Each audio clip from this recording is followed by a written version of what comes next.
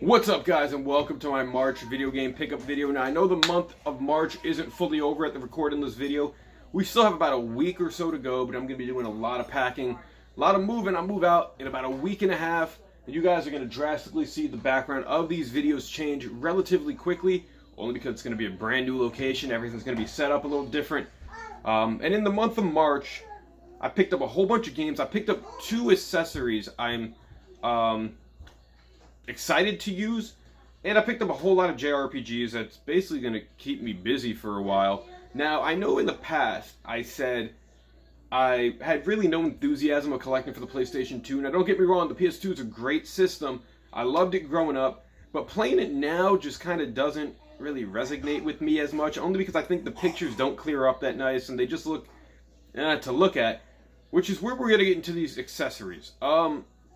Now, also, I did order one game that isn't here yet, but it should be here by Monday. So we're going to give a little shout out to it, posthumously, I guess. I mean, the game's not dead, but it's not here. And that's Persona Q for the 3DS. Now, Persona Q is a mashup of Persona 3 and 4's characters in like a dungeon crawling experience, akin to All Train Odyssey, to my understanding. I've never played the games.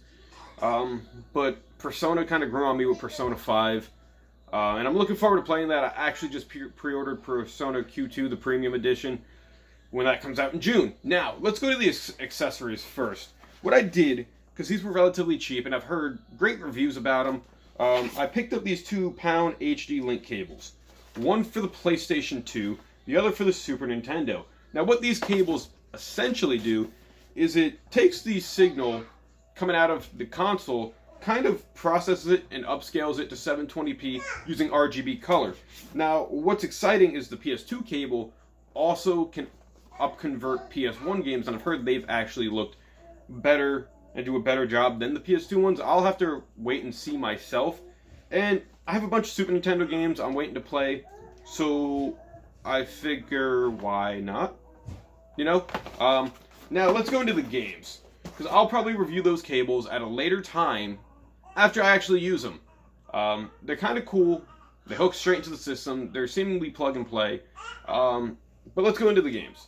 First off, I picked up Final Fantasy VIII for the PlayStation 1. In great condition, for that matter, for a game that's over about 20 years old. Now, I played Final Fantasy VII. I played Final Fantasy IX. I never really heard a lot about VIII. I knew who the main character was. I didn't really know anything about the story. I still don't really know much about the story. But I was able to pick this up for a decent price, and it looks cool. Video Online looked cool for it. And I also did pick up a new PS1 memory card just because mine was running out of space. Now, I'm excited to play this game using the HD link cables just so the picture looks a lot better on an HD TV, because I do plan on buying a brand new TV for my living room. I'm looking at a 65-inch. It's going to be cool. You guys are going to see in the future. Now, game number 2, I picked up... We'll go to my Nintendo Switch pickups real quick.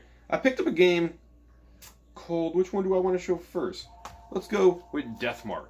Now, I picked up these 2 games in particular just because they seemed more obscure, and I had never heard of them, so I figured let's add them to the collection. Let's see what they got going. Now, Deathmark, to my understanding, is people are getting these marks on their hands, and that means they're going to die, and you have to kind of stop that. It's kind of, I guess, like a mystery game, and it looked kind of cool, so I picked it up. It was relatively cheap.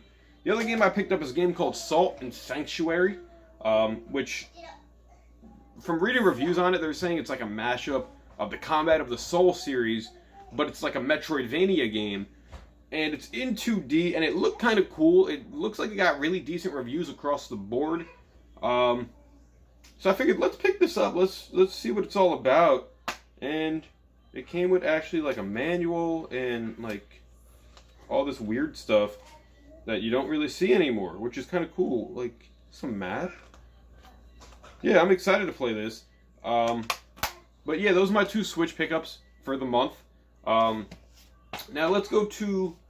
Actually, no, I'm lying. There's one more Switch pickup, and that is Axiom Verge the Multiverse Edition. Now, this game I've been eyeing up for a little bit now, only because it seemed cool. It's apparently a Metroidvania-style game also.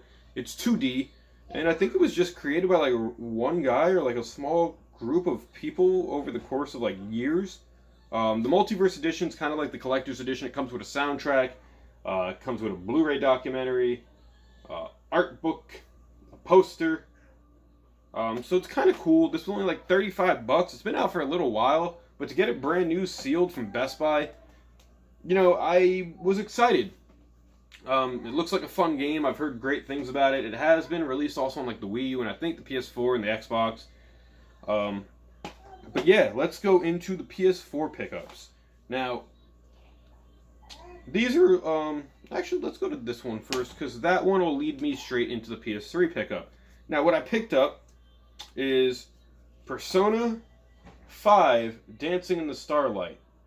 Now, I think GameStop kind of messed this up on me, because it's marked as Persona 5 Dancing in the Starlight. It was only $40, but this is supposed to be the Endless Night collection that is supposed to have, I think, the other game in it. In the sleeve, it's cool because it's like a book, and stuff goes flying out, so give me 2 seconds, guys.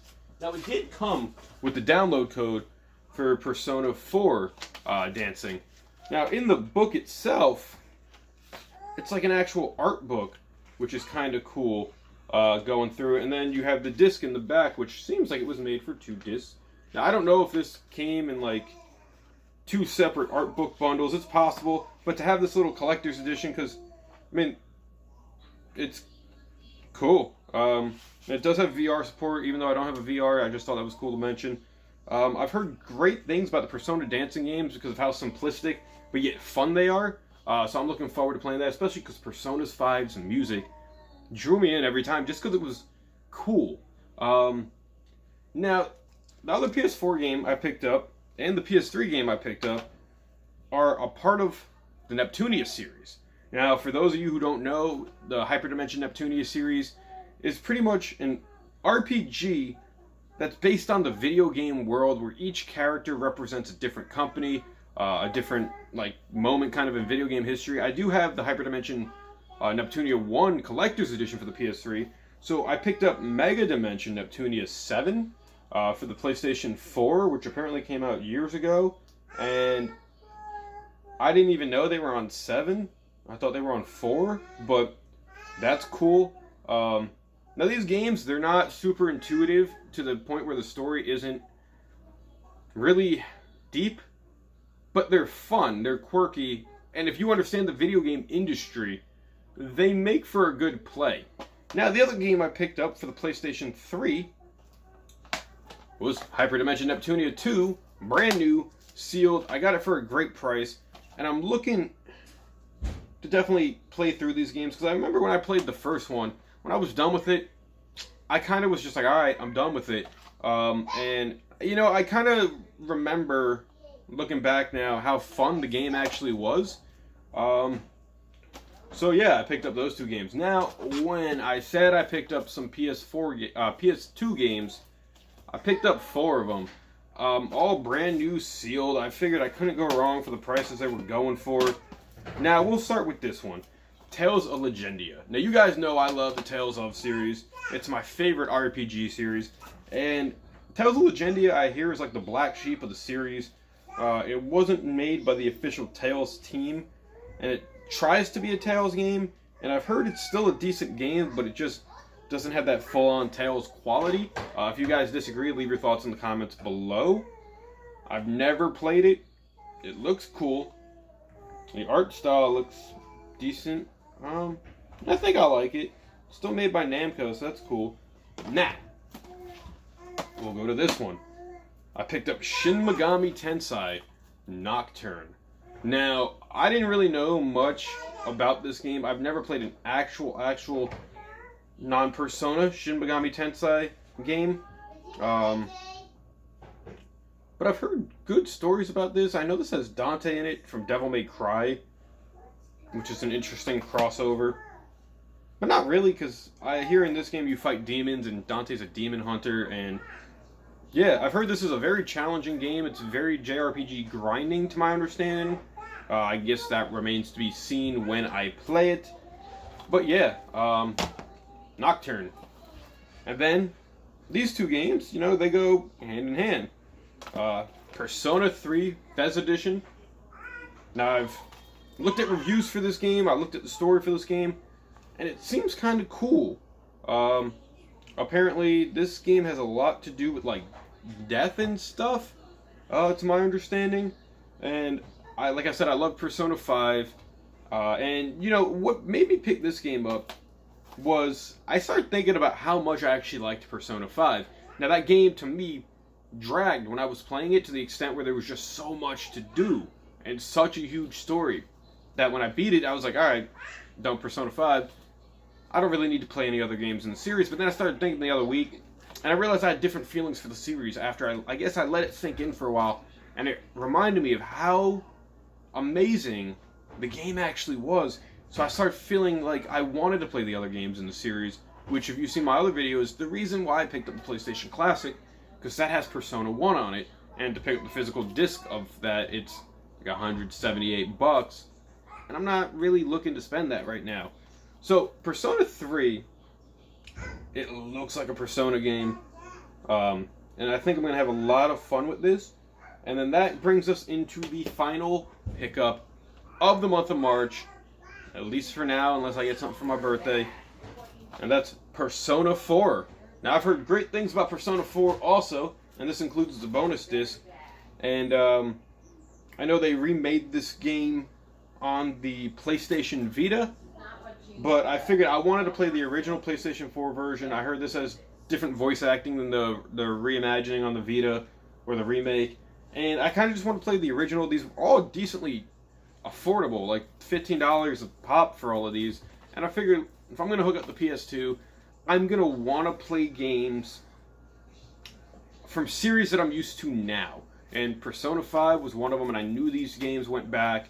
I think I'm going to enjoy them a lot, and I can't wait to kind of open these up, set up my game room in the new place, and start playing them. So for like the month of March, we're looking at 1, 2, 3, 4, 5, 6, 7, 8, 9, 10, 11 games I picked up this month.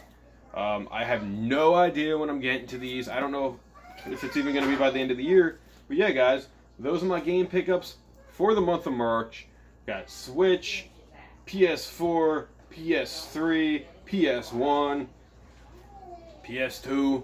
A lot of PlayStation heavy this month, and I'm not really sure why, but I'm looking forward to playing these games. If you've played any of them, leave your thoughts down in the comment section below.